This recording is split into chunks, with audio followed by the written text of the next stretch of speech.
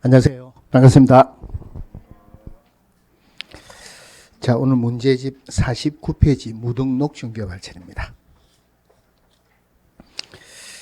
자, 근데 제가 저번 주에 생각을 잘못했고 조금 설명을 잘못 드린 게 있는 것 같아서 바로 페이지 47페이지 한번 볼게요.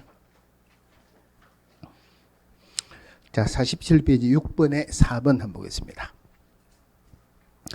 자, 등록 신청을 받은 등록관청은 등록 신청인이 요건에 적합한 경우 7일 이내 중개사무소 등록증을 교부하여야 한다. 네, 그 해설에 한번 볼게요. 자, 등록 신청을 받은 등록관청은 신청인이 등록 기준에 적합한 경우에는 7일 이내 기획공개서 종불에 따라 구분해서 등록을 하고 등록 신청인에게 서면으로 통지할 뿐 7일 이내 등록증을 교부해야 되는 것은 아니다. 이게 사실 내용은 맞지만 법에는 안 맞아요. 법에서는 뭐라고 된 이게 옛날에 이랬습니다. 근데 지금은 종별 구분해서 등록하고 등록 신청일로부터 7일 내에 통지한다. 하여튼 결론은 똑같습니다. 근데 여기서 말한 내용은 뭐냐면은 자, 우리 등록 신청을 받으면은 등록하고 7일 내에 통지한다 그러죠. 근데 분사무소 설치 신고 받았을 때는 7일 이내 교부입니다. 왜 그러냐면은 등록 신청할 때는 보증 설정 서류가 안 들어가죠. 그래서 보증 설정 해가지고 오세요 하고 통지를 합니다. 근데 분사무소 설치 신고 받았을 때는 보증 설정 서류가 들어오죠. 그러니까 7일 이내 교부입니다. 근데 제가 설명을 하면서 이 내용을 설명한다고 했는데 아무래도 말을 조금 잘못한 것 같아서 수정을 합니다. 자, 넘어가서 좀 무등록 중개업 보겠습니다. 자, 기업공개사 돼야지 합법적으로 중개업을 할 수 있죠. 기업공개사 되기 위해서 등록을 해야 된다. 그러면은 등록 효력이 없어지고 난 뒤에 중개업을 하면은 무등록자로 처벌받습니다. 그래서 등록 효력이 없어지는 사유가 첫 번째가 폐업 신고하면은 등록 효력이 없어지죠. 등록 효력이 없어지고 난 뒤에 중개업을 하면은 무등록자로 처벌받는다. 두 번째가 사망하거나 법인 해산하면은 등록 취소 처분을 줍니다. 여기서 중요한 것은 등록 취소 처분을 받아야 등록 효력이 없어지는 게 아니고 사망하거나 법인 해산하면은 자동적으로 등록 효력이 없어집니다. 등록 효력이 없어지고 난 뒤에 중개업을 하면은 무등록죄로 처벌받겠죠. 그죠? 그러면은 법인 해산했어요. 해산한 법인의 대표자가 등록 취소 받기 전에 중개업을 했다. 기업공개사다, 무등록자다. 이미 등록 효력은 없어졌죠. 자동적으로 사망하거나 법인 해산하면은 자동적으로 등록 효력이 없어졌기 때문에 등록 취소 받기 전이라도 중개업을 하면은 무등록죄로 처벌받습니다. 물론 이것도 중요하지만 이것보다 더 중요한 게 사망하거나 법인 해산하는 것 말고는 어떤 사유라 하더라도 등록 취소 처분을 받아야 등록 효력이 없어집니다. 그럼 이중 등록하게 되면 등록 취소되죠. 그죠?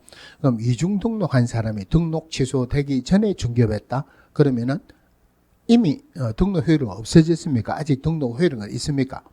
있죠. 그죠? 등록 취소 받기 전에는 등록 효력은 있으니까 무등록자는 아닙니다. 특별히 조심해야 되는 부분이 결격사에 해당하면은 등록이 취소돼요. 그러면은 결격사에 해당하는 자가 중개업을 했다, 기업공개사다, 무등록자다. 아직 결격사에 해당하면은 등록 취소되지만 등록 취소됐다는 말이 아직 안 나왔죠. 등록 효력은 그대로 살아있으니까 절대 무등록자가 아니다. 그죠? 이걸 다르게 표현하면은 결격사에 해당하는 자가 중개업을 한 것을 등록관청에 신고했다. 포상금 받을 수 있다 없다? 아직까지 등록 취소 안 됐으니까 무등록자 아닙니다. 기업공개사니까 포상금 받을 수는 없다는 말이에요. 그럼 우리 법에서 무등록자는 딱 4명이 있어요. 첫 번째가 등록 안 하고 중개업했다. 두 번째 크게 보면은 등록 효력이 소멸되고 난 뒤에 중개업했다. 즉 사망하거나 법인 해산했다. 근데 사망하면 안 되는 거고 법인 해산하고 난 뒤에 중개업했다. 물론 폐업하고 난 뒤에 중개업했다도 들어가죠. 법인 해산하고 난 뒤에 중개업했다. 등록 취소되고 난 뒤에 중개업했다. 무등록자는 오로지 이거밖에 없어요. 자, 그러면은 등록증 나왔다고 통지는 받았습니다. 통지는 받았는데 아직 등록증 받기 전에 중개업을 했습니다. 기업공개사입니까? 무등록자입니까? 통지를 받았다는 말은 등록은 했죠. 우리 법에서 기업공개사란 중개사무소 개설 등록한 자를 말한다. 등록은 했으니까 무등록자는 아니다. 그죠? 그런데 등록증 교부안 받았으니까 사무소 잘 보이는데 개시를 못한다. 이런 100만 원 이하의 과태료는 해당하지만 무등록자는 아닙니다. 대신에 등록 신청한 상태에서 바로 중개업했다, 등록했다는 말이 안 나왔으니까 무등록자에 해당하죠. 무등록자 3년에 3천이죠. 물론 거짓이나 부정한 방법으로 개설 등록한 자도 등록 못하는 사람이 등록을 했으니까 이거는 무등록자와 같이 취급을 합니다. 같이 3년에 3천이에요. 대신에 거짓이나 부정한 방법으로 개설 등록한 자는 등록을 했기 때문에 이거는 등록 취소줍니다. 그런데 무등록자는 등록 안 했기 때문에 등록 취소 줄 수는 없다. 무등록자는 행정처분의 대상은 안 됩니다. 그러면은 자, 무등록자. 자, A가 갑에게 우리 집 팔아달라.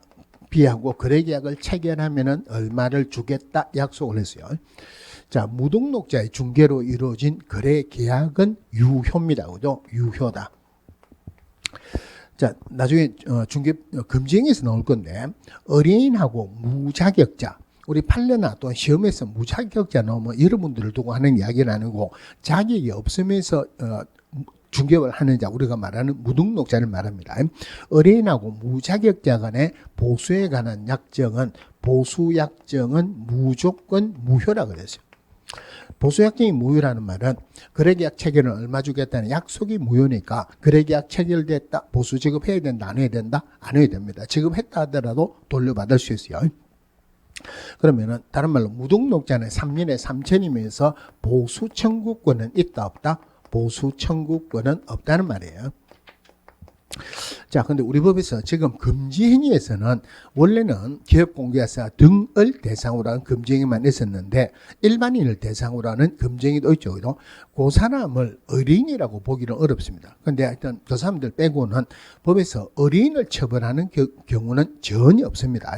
그러면은 무등록자는 처벌하지만 무등록자에게 의뢰한 의뢰인에게 무등록자 공동정범으로, 즉 공범으로 처벌한다 안 한다? 처벌 안 합니다. 의뢰인을 처벌하는 규정은 전혀 없어요. 그러면은 자, 이게 등록을 해야지 해야지 적법하게 중개업을 할 수 있죠. 등록을 안 하고 중개업했다, 거래계약은 유효라 그랬죠.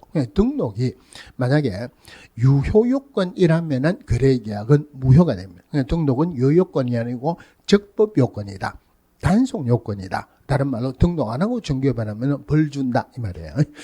자, 이거 가지고 1번에 2번 한번 볼게요. 중개사무소 개설 등록 효력 소멸 사유로 볼 수 없는 것은 중개법인의 대표자가 사망했다. 법인의 대표자가 사망하면은 어떻게 하면 됩니까? 대표자 바꾸면 되죠. 그죠? 대표자 사망했다고 등록 취소 주는 것은 아닙니다. 자, 밑에 2번에 자, 무등록 중개업에 관한 설명 중 틀린 것은 무등록 중개업자가 거래 당사자와 한 중개보수 약정은 무효다. 보수 약정은 무효다. 그러니까 보수 지급할 필요가 없다는 말이에요. 이번에 중개사무소 개설 등록을 하지 아니하고 부동산 거래를 중개하면서 한마디로 무등록자가 중개했다. 그죠? 거래 당사자로부터 보수를 현실적으로 받지 아니하고 약속 요구하는 데 그친 행위는 무등록 중개업이라고 볼 수 없다. 그러니까 이 부분은 무등록 중개업하고 관련되는 지문은 아닙니다만 용어정의에서 중개업이란 다른 사람의 의뢰에서 일정한 보수를 받고 중개를 억울하는 것을 말한다. 그러면은 보수를 받을 것을 약속 요구하는 상태다 하는 말은 아직 보수를 안 받았다는 말이죠. 중개업 안 했죠. 그죠? 그러니까 중개업이라고 볼 수 없다는 말입니다. 3번 무등록 중개업을 영위하는 자는 3년 이하의 징역 또는 3천만 원 이하의 벌금의 최저나 행정처분의 대상은 되지 않는다. 등록을 안 했으니까 등록 취소 줄 수 없다는 말이에요. 기업공개사 아니니까 업무 정지도 줄 수 없다. 행정처분의 대상은 안 됩니다. 대신에 거짓이나 부정한 방법으로 개설 등록한 자는 3년에 3천이면서 등록 취소 주겠죠. 4번에 무등록 중개업자의 중개행위로 인하여 완성된 거래 당사자 간의 법률 행위, 즉 거래계약 그 자체의 효력은 유효다. 무등록자가 중개했다 하더라도 거래계약은 유효다. 맞습니다. 5번에 무등록 중개업자의 중개도 형법상 업무방해죄 보호 대상이 되는 업무에 해당한다. 이걸 보호하게 되면은 전부 다 등록 안 하고 중개를 하겠죠. 그래서 무등록 중개업의 업무방해죄 보호 대상이 안 됩니다.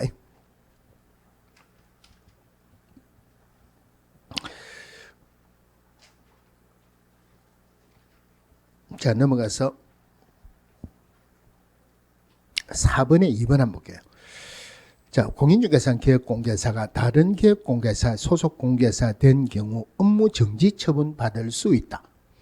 그럼 공인중개사 기업공개사가 다른 기업공개사의 소속 공개사 되었다 하는 말은 이중 등록입니까? 이중 소속입니까? 이중 소속이죠. 이중 소속은 절대 취소, 상대 취소, 업무 정지. 이중 소속은 절대 취소죠. 업무 정지 받을 수 있다. 이거는 틀렸죠, 그죠? 자, 근데 요거 잠깐만 좀 보고 갈게요. 우리 법에서 이중을 하는 건 무조건 문제가 나온다 그랬죠. 이중 등록하지 마라, 이중 소속하지 마라, 이중 사무소 두지 마라. 문제는 무조건 나온다 그랬어요. 자, 전부 다 1년에 1천이죠, 그죠? 이중 등록, 이중 소속은 절대 취소예요. 절대 취소, 등록을 취소해야 된다. 이중사무소 등록을 취소할 수 있다. 상대 취소. 요거는 무조건 나온다 했는데도 나오면 생각보다 틀리는 사람이 많아요. 많은 거 보세요. 기업공개사 이중으로 중개사무소 개설 등록을 했다. 절대 취소입니까? 상대 취소입니까? 이중으로 중개사무소 개설 등록했다. 절대 이중사무소 아니죠. 이중 등록이에요. 이중으로 중개 사무소까지 봐가지고 이중 사무소라고 생각했고 상대 취소라고 생각하는 사람이 생각보다 많아요. 이중으로 중개 사무소 개설 등록했다. 이중 등록이에요. 그러면은 자, 이중 등록 절대 취소, 이중 소속 절대 취소, 이중 사무소 상대 취소죠. 그런데 자격 취소해 보면은 나중에 별도로 나오겠지만 자격 취소 사유가 정직하게 부양하자. 정하면은 정지죠. 자격 정지 기간 중에 중간했다. 직하면은 징인데 이 법을 위반해서 징역형 선고받았다. 첫 번째 핵심이 이 법이란 말이 들어가야 돼요. 물론 이 법을 위반해서 징역형의 집행유예를 받아도 징역형 선고를 받았으니까 자격 취소됩니다. 부정하게 처리했다. 양도되겠다. 자, 자격 정지에 자, 자격 정지 사유가 이소인이 성급하게 서거했다. 이렇습니다. 자, 내용은 나중에 별도로 하고, 그러면은 소속 공개사에 주는 자격 정지는 기업 공개사에 주는 업무 정지하고 급이 똑같죠, 그죠? 등록을 취소할 수 있다는 것도 업무 정지예요. 1년에 한 번 위반하면은 업무 정지죠. 그래서 자격 정지 주는 것, 소속 공개사에 자격 정지 주는 것은 물론 여기에 성실 정확하게 확인 설명하지 않거나 설명의 근거 자료를 제시하지 않았다. 소속 공개사 위반하면 자격 정지인데 기업 공개사 위반하면은 업무 정지가 아니고 500만 원 이하의 과태료죠. 그러면은 여기에 나머지는 전부 다가 기업 공개사 위반하면은 업무 정지 또는 등록을 취소할 수 있는 상대 취소에 해당합니다. 그런데 여기서 반드시 구분해야 되는 게 이중 소속이에요. 그러면은 자격 정지에 해당하면은 업무 정지 또는 상대 취소에 해당하는 게 맞죠, 그죠? 그런데 이중 소속은 절대 취소입니다. 이거 반드시 구분하셔야 돼요. 기업 공개사 이중 소속하면 등록을 취소해야 된다. 소속 공개사 이중 소속하면 자격 취소가 아니고 자격 정지예요. 이거 굉장히 중요하니까 꼭 구분하시고. 자, 오른쪽에 6번 보겠습니다. 공인중개사 법령상 이중소속 및 이중소속 및 등록장의 양도대여 등의 금지와 관련된 설명으로 틀린 것은 소속 공개사는 그 소속 공개사인 법인의 임원이 될 수 있다. 법인의 임원이나 사원으로서 공인중개사인 자도 소속 공개사 맞죠? 소속 공개사도 임원이 될 수 있다. 맞고요. 중개보조원이 다른 중개법인의 사원이 된 경우 1년 이하의 징역 또는 1천만 원의 벌금에 처한다. 그럼 중개보조원이 다른 중개법인의 사원이 되었다 하는 말은 이중 소속이죠. 1년에 1천만 씁니다. 3번 기업공개사는 일시적으로 다른 사람에게 자기의 성명 또는 상호를 사용해서 중개업을 하게 해서는 안 된다. 일시적이든 영구든지 이거는 자격증 빌려주는 거죠. 그럼 무조건 1년에 1천이고 자격 취소되죠. 등록증 빌려주면 등록 취소되겠죠. 4번 다른 사람의 성명 또는 상호를 사용해서 중개를 한 자는 마찬가지로 1년의 1천에 해당한다. 맞고요. 5번에 기업공개사가 중개사무소 등록증을 다른 사람에게 양도하거나 대의한 경우 등록이 취소되고 3년 이하의 징역 또는 3천만 원의 벌금에 처한다. 등록증 양도 대의하면 등록 취소되는 건 맞죠. 이거는 3년에 3천이 아니고 1년에 1천이에요. 형벌 물어볼 때 양도 대여 무조건 나옵니다. 등록증 빌려주면 등록 취소, 자격증 빌려주면 자격 취소, 형벌은 빌려준 사람이든 빌린 사람이든 1년에 1천. 이거는 꼭 나옵니다. 자, 그 다음 넘어가서 52페이지 결격사유 정리 좀 하고 갈게요. 자, 법에서는 여기서는 제목이 기업공개사 등의 결격사유다 이렇게 되어 있는데 법에서는 등록의 결격사유다 이렇게 되어 있어요.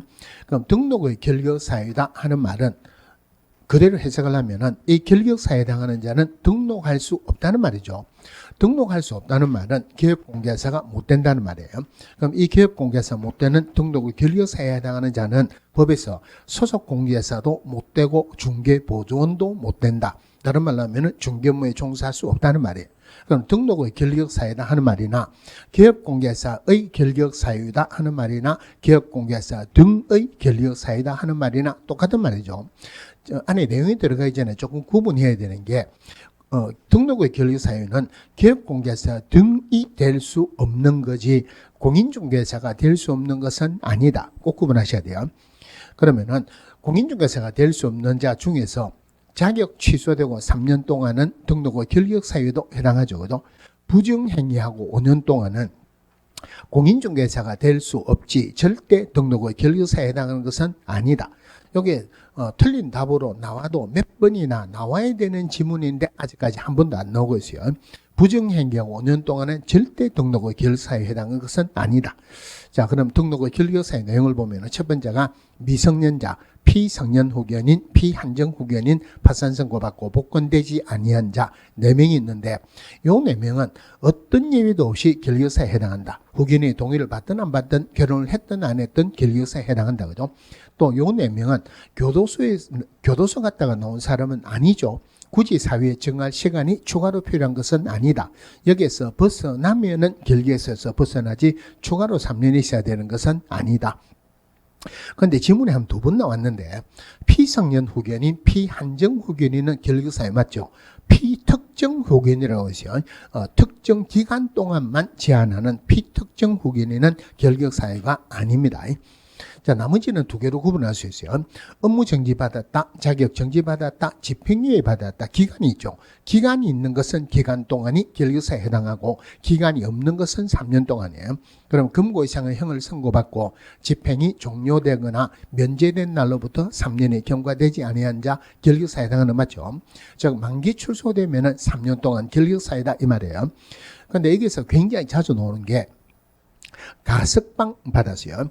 가석방 됐다. 가석방은 집행 종료되거나 면제되는 것으로 안 봅니다. 그러면은 가석방 되면은 가석방 된 날로부터 3년이 경과되지 아니한 자 결격사유다. 이러면 아니죠. 그죠? 잔여형기 지나고 또 3년이 지나갈 때까지 결격사유에 해당합니다.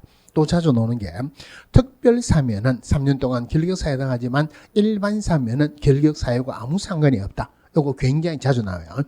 그 다음에 금고 이상의 형의 집행유예를 선고받으면 집행유예 기간 동안이 결격사유에 해당한다. 조심해야 되는 게 집행유예는 집행유예 기간 동안 결격사유에 해당하지만 선고유예는 결격사유하고 아무 상관이 없다. 언제든지 등록할 수 있습니다. 그 다음에 자격이 취소되면 자격 취소된 날부터 3년, 등록이 취소되면 등록 취소된 날부터 3년, 이 법을 위반해서 300만 원 이상 벌금 선고받으면 벌금 선고받은 날로부터 3년 동안이 결격사유에 해당하는데 벌금은 300만 원 이상해야 되죠. 그런데 이것보다 더 중요한 게 반드시 이 법, 공개사법이란 말이 들어와야 돼요. 그런데 교도소 들어가는 형인, 금고 이상 형이나 집행유예는 어떤 법이라도 결격사유에 해당한다. 구분하시고 원래는 이 법을 위반해서 300만 이상 벌금 선고받으면 결격사유에 해당돼서 등록 취소되지만 기업공개사가 고용인 때문에 양벌 규정으로 300만 이상 벌금 받았다. 이것은 결격사유로 안 본다 그랬어요.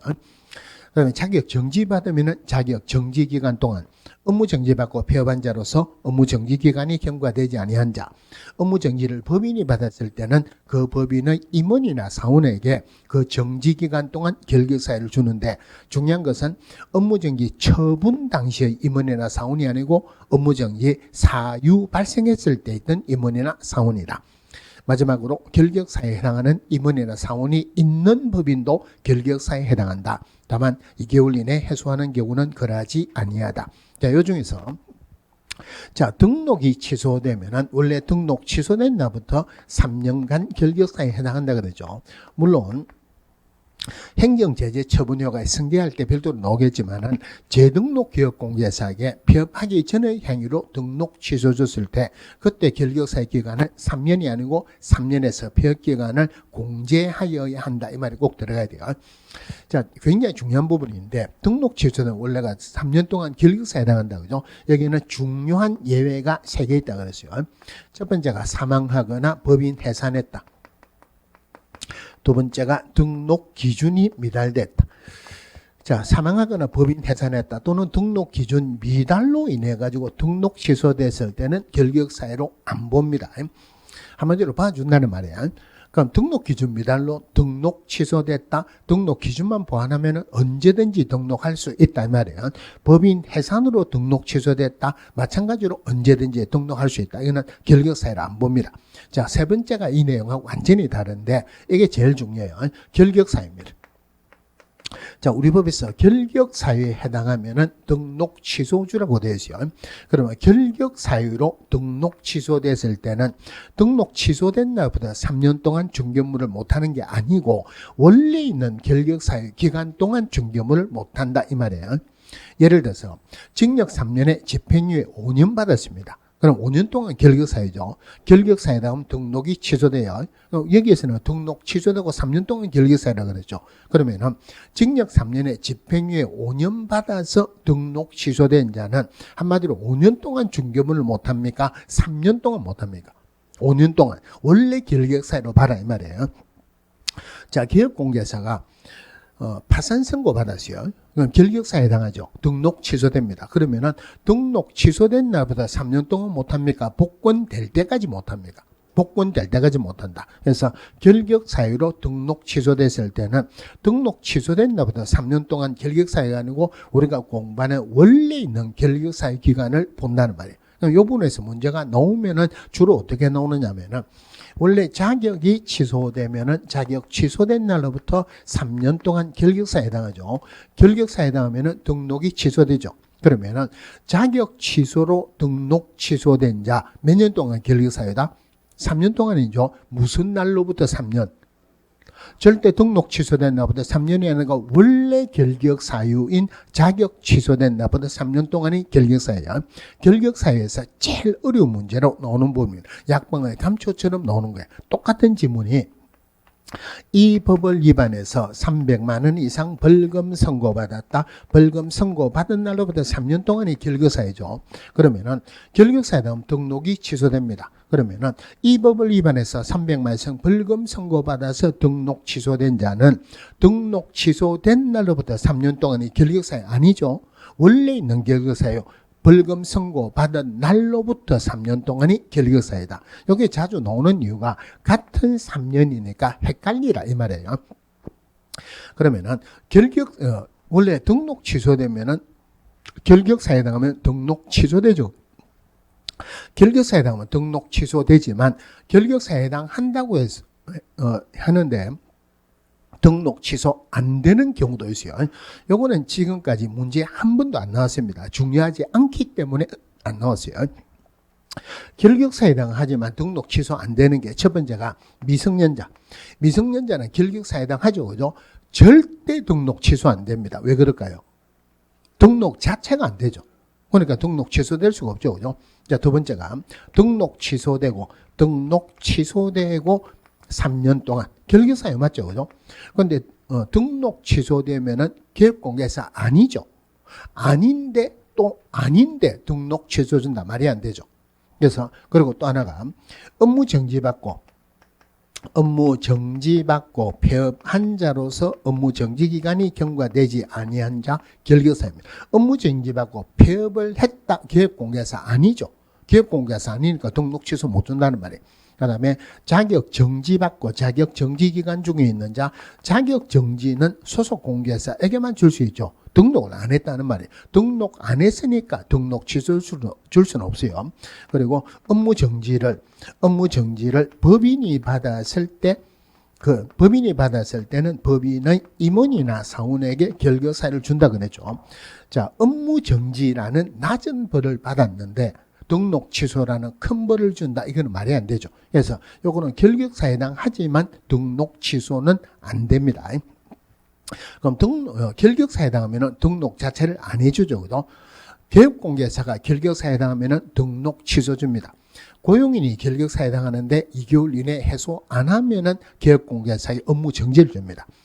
법인의 임원이나 사원이 결격사에 해당해요. 등록하기 전이라면은 법인의 임원이나 사원이 결격사에 해당하면 등록 자체를 안 해줍니다. 법인 등록되고 난 뒤에 법인의 임원이나 사원이 결격사에 해당한다. 2개월 이내 해소 안 하면은 등록 취소 준다.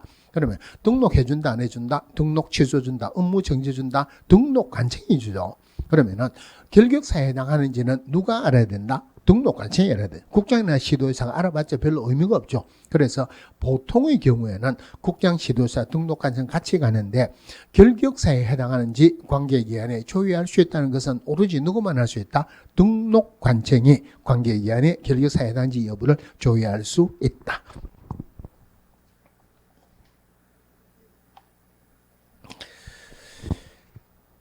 자, 52페이지에 2번 한번 볼게요. 자, 공인중개사법상 등록의 결격사유 등과 관련된 설명으로 옳은 것은, 자, 파산자는 공인중개사가 될 수 없으나 중개보조원은 될 수 있다. 파산선고자 공인중개사가 될 수 있다, 없다?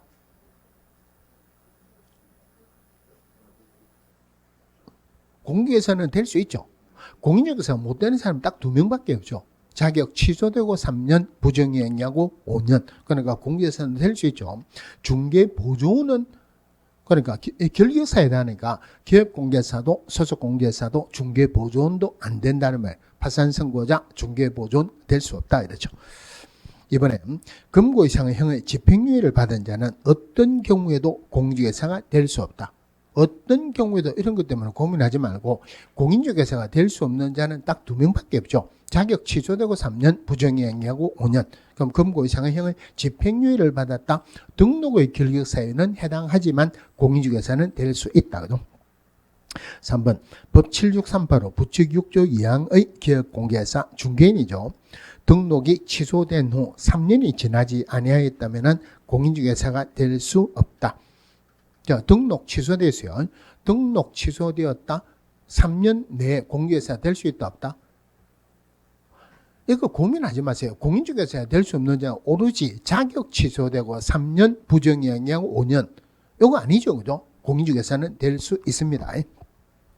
4번에 등록관청은 기업공개사 등이 결격사유의 어느 하나에 해당하는지 여부를 확인하기 위해서 관계기관에 조회할 수 있다. 맞는데 여기는 국장이나 시도지사 들어가면 안 된다 그랬죠. 오로지 등록관청이 할 수 있어요. 자, 기업공개사가 결격사에 해당하게 된 중개보조원을 10일 이내 해소하지 않으면 6개월 이하의 업무 정지 처분 받을 수 있다. 10일 이내입니까? 2개월 이내입니까? 2개월 이내 해소 안 하면은 6개월 이하의 업무 정지 처분 받을 수 있는데 6개월 이하 중에서 6개월짜리예요. 자, 3번의 디귿 한번 볼게요. 3번의 디귿. 법원으로부터 개인회생 개인 인가를 받고 회생 절차 중에 있는 자 결격사에 해당한다, 안 한다? 안 합니다. 그죠? 이 문제가 나오고 난 뒤에 이의신청이 많이 들어갔어요. 이거는 우리 시험 범위가 아니다라고 이의신청을 많이 들어갔는데 이거는 이의신청 받아줄 수가 없습니다. 무슨 말이냐면은 우리 공인중개사법에서 요만큼이 결격사유다. 요만큼이 결격사유다. 그러면은 어떤 부분이라 하더라도 결격사유 아니죠. 결격사유 아니다. 그죠? 이거 우리 법에서 개인 희생 인가를 받고 희생 절차 중에 있는 자 결격사유는 규정이 없죠. 그죠? 이거는 결격사유 아닙니다. 파산 선고 받고 복권되지 아니한 자가 결격사유에 해당하죠. 파산 선고자는 한마디로 빚을 안 갚겠다는 말입니다. 그런데 여기에 개인 회생계획 인가를 받았다. 회생 절차 중에 있는 자는 대부분의 빚은 탕감을 받지만 일부라도 갚겠다는 말이다. 내용은 전혀 다릅니다. 그러니까 결격사유 아니에요. 자, 밑에 4번에 자, 공유재사법 10조상의 결격사유에 해당되지 않는 자는 형법을 위반해서 징역 1년형의 선고를 받고 그 집행이 종료되어 1년이 지났습니다. 형법이에요. 결격사유입니까? 아닙니까? 자, 이거 이 법 아니죠. 그죠? 결격사유도 아니다. 근데 이거 조심하셔야 돼요. 벌금은 반드시 이 법이어야 되지만 지금 징역 1년에 집행유예를 받았죠. 어떤 법이라도 결격사유가 된다. 그럼 3년까지는 결격사유니까 1년 지났다. 결격사유 맞죠? 이번에 변호사법 위반으로 금고 6개월형의 선고를 받았으나 법률의 변경으로 해서 집행이 면제되어 3년이 지났습니다. 3년이 지났다 이러면은 뭐 만기 출소를 했던 어떻게 하든지 결격사유에서 벗어났다. 그죠? 3번에 건축법을 위반해서 징역 1년의 선고받고 3년이 지났다. 징역 선고받았다. 징역 1년 선고받고 3년이 지났습니다. 결격사유입니까? 아닙니까?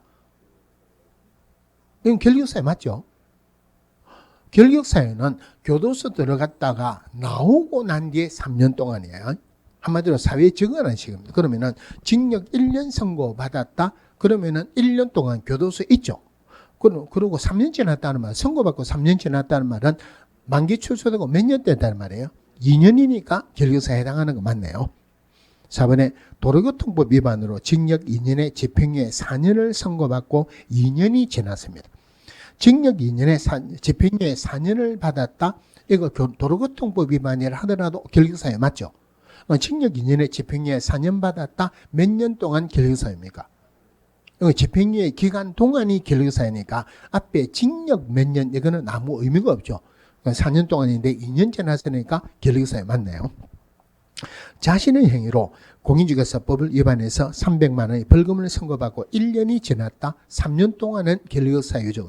그럼 1년밖에 안 됐으니까 결격사유 맞네요. 대신에 고용인 때문에 양벌 규정으로 벌금 받았다. 이것은 결격사유로 안 본다 그랬어요. 자, 5번에 2번 한번 보겠습니다. 5번에 2번 어른 공인중개사법을 위반해서 공인중개사 자격 정지 처분을 받고 6개월이 지났다. 이 사람 결격사유입니까? 아닙니까?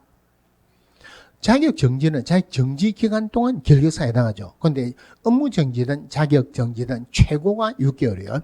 동기나 회수나 결과를 참작해서 2분의 1 범위 내에서 늘리거나 줄일 수 있다. 늘리더라도 6개월을 초과할 수 없다. 그러니까 6개월 지났으니까 자격 정지 기간 넘어갔죠. 결격사유 아니네요. 자, 밑에 6번에 공인중개사법상 등록의 결격사유에 대한 설명이다. 옳은 것으로만 짝지어진 것은 기억에 금고 이상의 실형을 선고받고 가석방된 자는 가석방의 취소 또는 실효됨이 없이 3년이 지나면 등록의 결격사유에 해당하지 않는다. 가석방됐다 3년 동안이 아니고 잔여형기 지나고 또 3년이 지나가야지 결격사유에서 벗어납니다. 연애 금고 이상의 실형을 선고받고 특별 사면 받은 자는 3년이 지나면은 공개사 등이 될 수 있다. 특별 사면은 만기 출소하고 효력이 똑같아요. 그러니까 3년 지나면은 개업 공개사 등이 될 수 있다. 결격사에서 벗어난다. 맞고 2002년 9월 29일 오후 5시에 출생한 자는 2021년 9월 20일 0시부터 결격사유에서 벗어난다. 그럼 이 문제는 자, 2002년에 태어났다. 2021년이면은 미성년자냐 아니냐. 이거 우리 이런 거 물어보는 거 아닙니다. 그러면은 오후 5시에 출생을 했어요. 5시에 출생했다. 몇 시부터 미성년자에 벗어나느냐. 자, 원래 첫날 초일은 형법에서는 초일을 포함을 합니다. 민법에서는 포함을 안 하는 게 원칙이에요. 예외적으로 나이 계산할 때는 첫날을 포함합니다. 포함해요. 그러면은 새벽에 5시에 태어났어요. 그러면 생일밥은 5시에 먹어야 됩니까? 저녁에 생일밥 먹어도 됩니까? 저녁에 먹어도 되죠. 그죠? 5시에 태어났어요. 그러면은 새벽에 3시 되면은 1살 먹었습니까? 안 먹었습니까? 1살 먹었죠. 그죠? 0시부터 미성년자 벗어났다는 말이에요. 그 문제예요. 굉장히 오래전에 이런 질문이 한번 나온 적이 있었어요. 그러니까 5시에 태어났다고 해서 5시 돼야지 미성년자에 벗어나는 건 아니다. 0시부터 벗어난다. 벗어났으니까 결격사유가 아니다 이 말이에요. 리얼에 공인중개사법상 양벌 규정에서 300만 원 이상 벌금 선고받으면 결격사유에 해당한다. 기업공개사가 자기 자신의 행위로 이 법을 위반해서 300만 원 이상 벌금 선고받으면 결격사유에 해당하지만 고용인 때문에 양벌 규정으로 벌금 받았다. 이것은 결격사유로 안 본다 그랬죠. 자, 오른쪽에 7번에 공인중개사법상 결격사유에 해당하는 자는 피특정 후견인, 이거는 결격사유 아니죠. 그죠? 건축법을 위반해서 징역 8년에 8개월의 선고유예를 받았다. 집행유예는 결격사유에 해당하지만 선고유예는 결격사유가 아니다 그랬어요. 채무자 회생 및 파산에 관한 법률에 따른 파산 선고를 받아 등록이 취소되고 복권되어 1년이 경과한 기업공개사이었던 자. 그럼 파산 선고 받았어요. 파산 선고 받으면은 3년 동안 결격사에 해당합니까?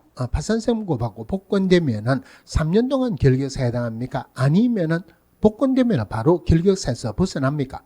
바로 벗어나죠. 그죠? 1년 지났다. 그러니까 결격사에서는 벗어났다는 말이에요.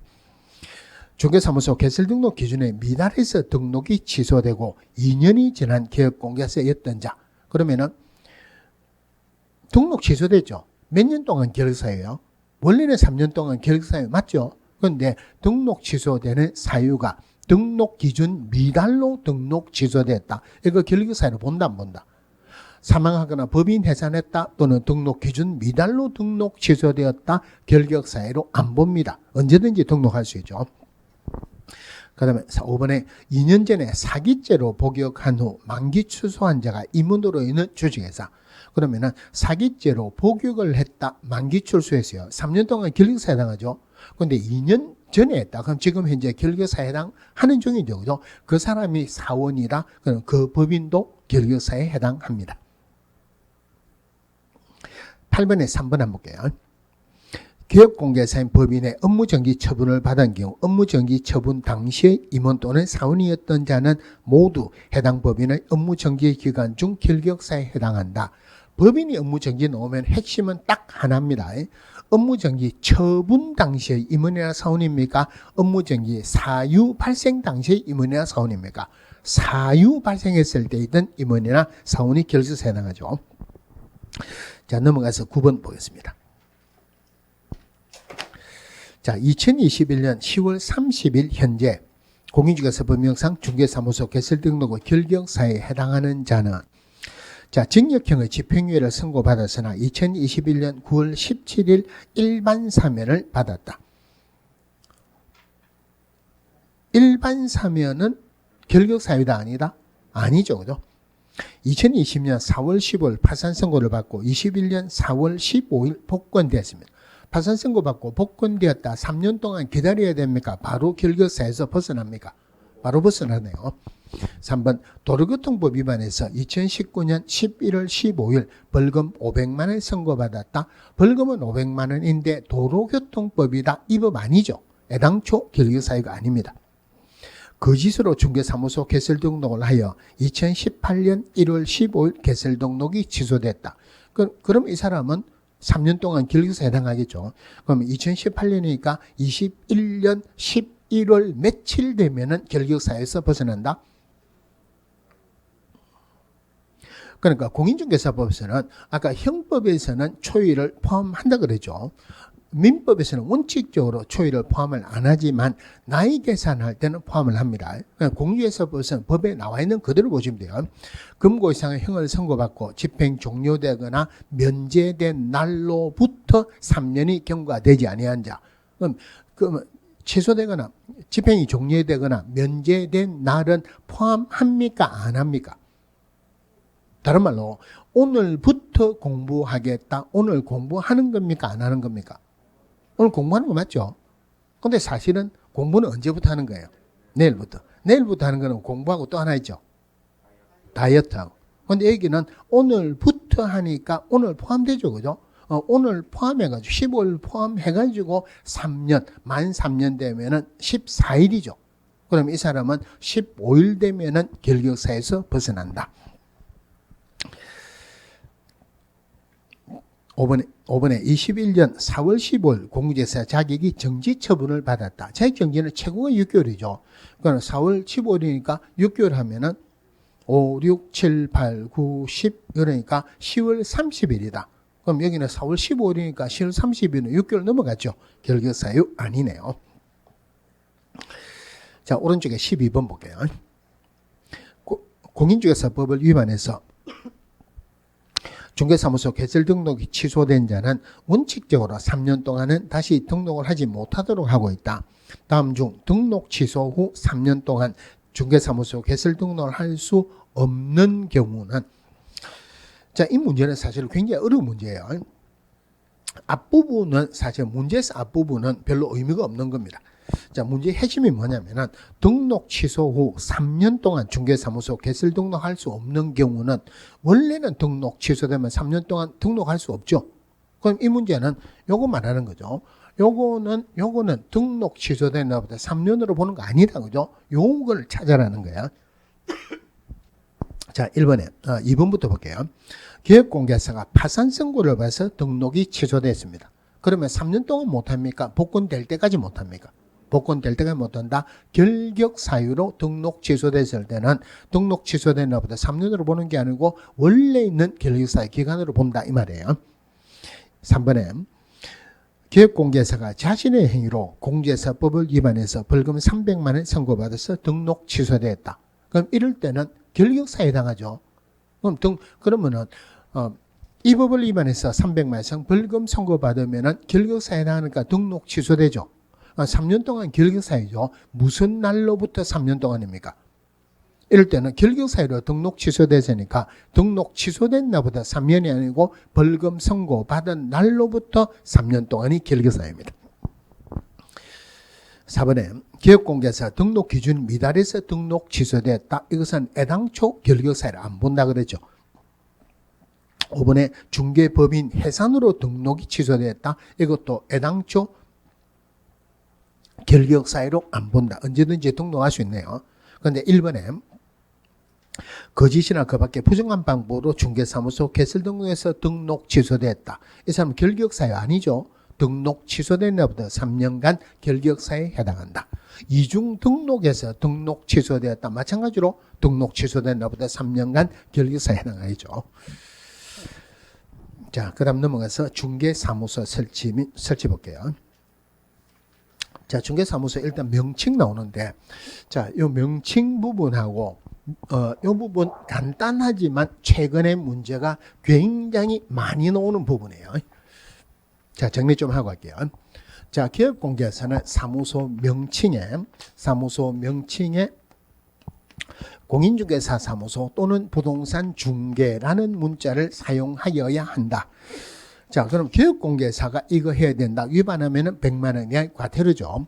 물론 기업공개사 중에서 공중개사 아닌 중개인은 공개사 사무소라는 문자를 사용해서는 안 된다. 중개인도 기업공개사니까 위반하면 100만 원 이하의 과태료예요. 또 기업공개사 아닌 자는 공중개사 사무소 또는 부동산 중개 또는 유사 명칭을 사용해서는 안 된다. 위반하면 1년에 1천이죠. 또 기업공개사가 5개 광고물을 설치할 때, 자, 5개 광고물을 설치할 때 핵심은 2개예요. 5개 광고물에 기업공개사의 등록증에 표기된 기업공개사 성명을 다른 사람이 인식할 수 있을 정도의 크기로 표기해야 된다. 물론 법인이라면 등록증에 기재된 대표자 성명을 표기합니다. 그런데 핵심 첫 번째가 분사무소는 대표자가 있습니까? 분사무소 책임자가 있습니까? 그러니까 대표자가 아니고 분사무소 책임자죠. 분사무소는 책임자 성명을 표기해야 된다라고 맞는 지문보다는 대표자 성명을 표기해야 된다라고 틀리게 더 많이 나왔어요. 자, 그런데 한 단계 더 넘어가면은, 자, 분사무소 책임자는 등록증에 기재가 됩니까? 안 됩니까? 다른 말로 분사무소 설치 신고할 때 등록증 첨부한다 안 한다? 우리 등록 신청할 때 사실사자 들어가죠. 분사무소 설치 신고할 때는 여기에서 사진 대신에 보정 설정 서류가 들어간다. 다른 말로 등록증 첨부 안 하죠. 등록증은 사무소 잘부된 데 게시하고 안 내려오세요. 그러면 분사무소 책임자가 등록증에 표시될 수가 없죠. 분사무소하고 등록증은 아무 상관이 없습니다. 분사무소하고 등록증은 아무 상관이 없어요. 그러면은 분사무소는 등록증이 아니고 설치신고 확인서에 기재된 분사무소 책임자 성명을 표기해야 된다. 물론 법에서 옥외 광고물을 설치해야 되는 의무가 있는 것은 아닙니다.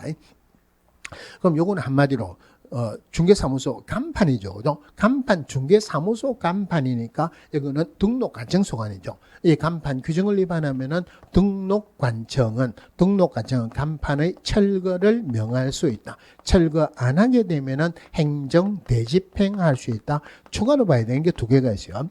자, 이거는 중개사무소 관련되는 거 기업공개사 소관이다. 그죠? 등록관청 소관이죠. 절대 국장이나 시도사가 간판에 철거를 명할 수 있다 들어가면 안 된다는 건 첫 번째. 자, 두 번째가 자, 기업공개사 아닌 자가 요 내용이 원래 기업공개사 아닌 자는 등록관청 소관이 아니에요. 그런데 요게 제일 위에 들어가든지 제일 밑에 들어갔으면은 요게 빼고 했을 건데 중간에 들어갔기 때문에 빼기가 곤란해가지고 요거 전부 다 위반하면 등록관청 간판에 철거를 명할 수 있다 이랬어요. 그러면은 콕 찍어서 두세 번 나왔습니다. 기업공개사가 아닌 자가 이런 유사명칭을 썼다. 등록관청은 간판에 철거를 명할 수 있다. 맞다. 틀렸다. 이건 맞는 말이에요. 이거 전부 다가 등록관청은 간판에 철거를 명할 수 있다. 기업공개사 아닌 자가 이래도 요 내용은 법에서는 맞는 내용입니다. 그럼 요거 가지고 일단 질문 한번 하고 갈게요. 자, 기업공개사는 사무소 명칭에 기업공개사 성명을 표기하여야 한다. 맞다. 틀렸다. 사무소 명칭에는 공인중개사 사무소 또는 부동산 중개 이것만 들어가면 돼요. 성명 표기는 옥외 광고물이 하면 되죠. 이거 잔잔한 거 하면 헷갈리니까 조금 조심하시고. 자, 그 다음에 표시 광고할 때 기업공개사만 표시 광고할 수 있다. 기업공개사 아닌 자는 표시 광고할 수 없다. 아닌 자가 위반하면은 1년에 1천이죠. 그럼 기업공개사 표시 광고할 때 위반하면 100만 원 이하의 과태료예요.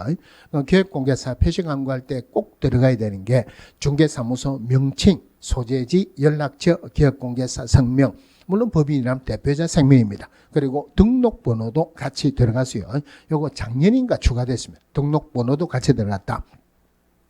그리고 중개보조원의 관상을 명시해서는 안 된다. 소속 공개사가 관상 명시해서는 안 된다. 아니죠. 그죠? 또 기업공개사가 인터넷을 이용해서 표시 광고할 때는 기본적으로 들어가던 5개 뿐만이 아니고 소재지, 면적, 가격, 또 다른 것도 중개 대상물에 대한 구체적인 것도 표시해야 돼요. 요거 위반하면은 기업공개사 위반하면은 100만 원 이하의 과태료죠. 그죠? 그럼 요거 지금까지 가지고 질문 한번 할게요. 자, 기업공개사가 옥외 광고물을 설치할 때 기업공개사의 연락처를 표기하여야 한다. 맞습니까? 틀립니까? 옥외 광고물에는 뭐만 들어가면 돼요? 성명만 들어가죠. 연락처는 표시 광고할 때 들어갑니다. 그러면 쉽게 이렇게 생각해 보세요. 옥외 광고물에 성명을 표기했다. 성명이 달라지는 경우는 별로 없죠. 물론 달라질 수도 있죠. 그죠? 그런데 연락처, 휴대폰 번호 바뀔 수도 있죠. 옥외 광고물에 연락처를 표기해야 되면 휴대폰 번호 바뀌면 간판 갈아야 되죠. 말이 안 되죠. 그죠? 연락처는 옥외 광고물에는 들어가는 것은 아니다. 자, 그 다음에 부당 표시 광고, 기업공개사는 부당한 표시 광고 하지 마라. 그럼 이거 자주 제가 말씀드리는데 두 개 말씀드릴 테니까 요 중에서 부동산 거래지에서 교란 행위에 해당하는 것 한번 찾아보세요. 첫 번째가 기업공개사 아닌 자가 표시 광고했다. 기업공개사가 부당한 표시 광고했다. 물론 여기서 말하는 부당한 표시 광고는 미끼 광고, 과장 광고를 말합니다. 어느 게 부동산 거래지에서 교란 행위에 들어간다? 아무것도 안 들어가죠. 그죠? 자, 부동산 거래지에서 교란 행위는 일단 금지 행위로만 규정되어 있어요. 그리고 부동산 거래지에서 금지 행위는 1년에 1천, 3년에 3.9분 되는데 교란 행위는 전부 다 3년에 3천이에요. 그러면은 기업공개사 아닌 자가 표시 광고했다. 1년에 1천이죠. 기업공개사 부당한 표시 광고했다. 500만 원 이하의 과태료입니다. 그러니까 요거 두 개는 교란 행위 안 들어갑니다. 자, 기업공개사가 부당한 표시 광고했다. 500만 원 이하의 과태료 기업공개사 위반했으니까 누가 부과한다? 등록관청이 부과합니다. 그러면은 이 부당한 표시 광고하는지 모니터링 할 수 있다. 누가 할 수 있다? 국장이. 자, 국장이 모니터링 해가지고 정보통신 서비스 제공자에게 어떤 것을 조치를 요구할 수 있다. 자료 제출 요구할 수 있다. 그죠? 합당한 사유 없이 안 받아들이면은 국장이 했는데 안 했다. 이거 형벌의 대상이 안 됩니다. 그냥 국장이 할 수 있는 행정 처분은 우리 법에서는 지정 취소밖에 없어요. 그럼 이거는 지정 취소하고 상관이 없죠. 다른 말 행정 처분의 대상도 안 된다. 남아있는 거는 과태료밖에 안 되죠. 국장이 주는 과태료다. 100만 원 이하입니까? 500만 원 이하입니까? 500만 원 이하의 과태료. 자, 그 다음에 이 모니터링이 두 개로 구분되죠. 그죠? 모니터링이 기본 모니터링이 있고 수시 모니터링이 있다. 기본 모니터링은 분기별로 하는 겁니까? 반기별로 하는 겁니까? 이거 분기별로. 이거 작년에 반기별로 하는 거라고 틀리게 나온 적이 있었어요. 수시 모니터링은 필요할 때 하는 거죠. 필요시. 어느 게 중요한 겁니까? 수시 모니터링이 중요하죠. 어느 걸 빨리 국장에게 제출해야 된다? 수시. 그러니까 기본 모니터링 분기가 끝나고 난 뒤에 30일 이내에 수시 모니터링 끝나고 난 뒤에 15일 이내 국장에게 제출을 합니다. 자, 국장에게 제출을 한다. 그럼 국장이 국토교통부 장관이 시도지사 또는 등록관청에게 조사 조치라고 요구를 합니다. 그럼 시도지사는 등록관청은 국장의 요구를 받았죠. 그럼 누구에게 제출한다? 당연히 국장에게. 국장에게 제출하는 것 얼마 이내? 10일 이내. 10일 이내. 자, 근데 구분해야 되는 게 원래 공문이 하는 거는 7일 개업 공개상 10일이죠. 예외적으로 10일이 3번 나옵니다. 무슨 교육 통보할 때 10일 나옵니까? 연수교육은 2년이 되기 2개월 전까지, 예방교육이 10일 전까지죠. 그 다음에 요거 시도지사가 또는 등록관청이 국장에 제출한 거 10일이에요. 또 하나 더 나옵니다.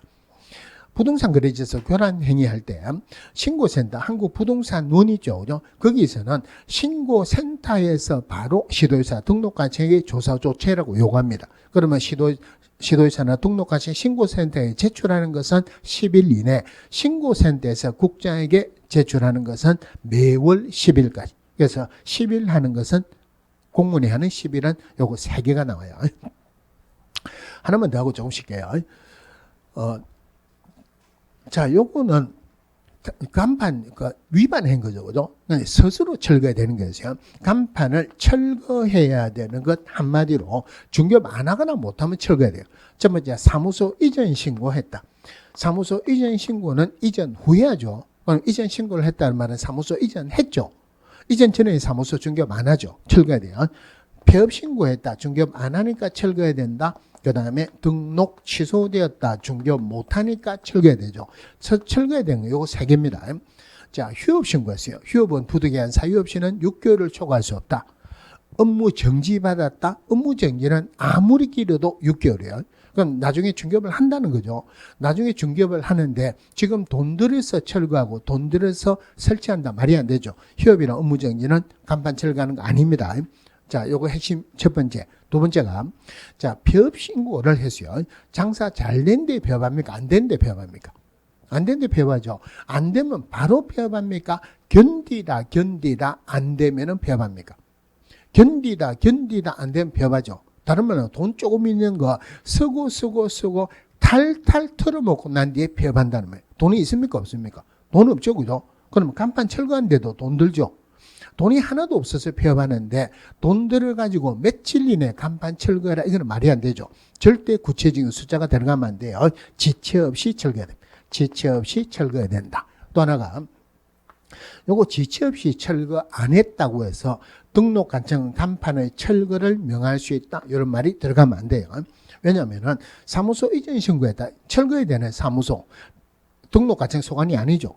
폐업했다, 등록 취소되었다, 기업공개사 아니니까 등록관청 소관이 아니죠. 그죠? 등록관청 소관이 아닌데 등록관청이 간판에 철거를 명할 수 있다. 들어가면 안 됩니다. 대신에 철거 안 하면 누군가는 행정 대집행은 해야 되니까 요거 철거 안 하면 등록관청은 행정 대집행할 수 있다는 규정은 있습니다. 자, 또 하나가 거래정보사업자는 협회에 주는 과태료는 국장이 주죠. 자기와 관련된 과태료는 시도지사가 주죠. 기업공개사 주는 과태료는 원칙적으로는 등록과 징의주죠. 그죠? 그럼 이것만 보면은 우리 법에 적어도 공인중개사법에서 과태료는 자기 소관청에서 줍니다. 소관청이 없으면은 과태료 줄 수가 없어요. 폐업했다, 등록 취소됐다, 기업공개사 아니죠. 누구 소관입니까? 소관청이 없죠. 요거 위반했다고 철거 안 했다고 해서 과태료 줄 수 있는 것은 아니다. 자, 여기까지 하고 문제는 잠시 쉬다가 보겠습니다.